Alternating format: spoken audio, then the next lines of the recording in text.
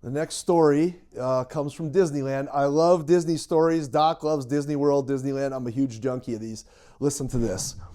A woman who visited Disney California Adventure in April of 22 is now suing the resort, alleging that she suffered from severe injuries after a cast member dressed as Goofy fell on her, according to a new lawsuit.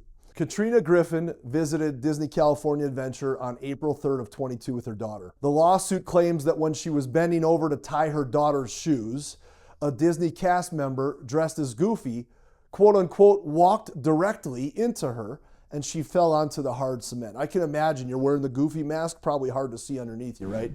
The cast member wearing the Goofy costume reportedly fell onto Griffin with all of his body weight, which resulted in severe, traumatic, debilitating, and permanent injuries that necessitated significant medical care as well as emotional pain and suffering. The lawsuit filed in Orange County Superior Court in late March didn't specifically describe her injuries, but generally had probably back and neck, things like that. Griffin is suing Disneyland Resort, the person in the Goofy costume, and the cast member who worked as Goofy's quote-unquote handler, the person that's supposed to walk next to him and make sure they don't trip over anything. At Disney parks, cast members wearing full character costumes are always accompanied by another cast member who ensure they interact safely with guests. For characters who don't speak, such as Goofy, during character interactions, the other cast members are responsible for speaking with the guests, acting as the character's translator of sorts. KTLA reached out to Disneyland Resort but didn't hear back in time for publication of this story. The lawsuit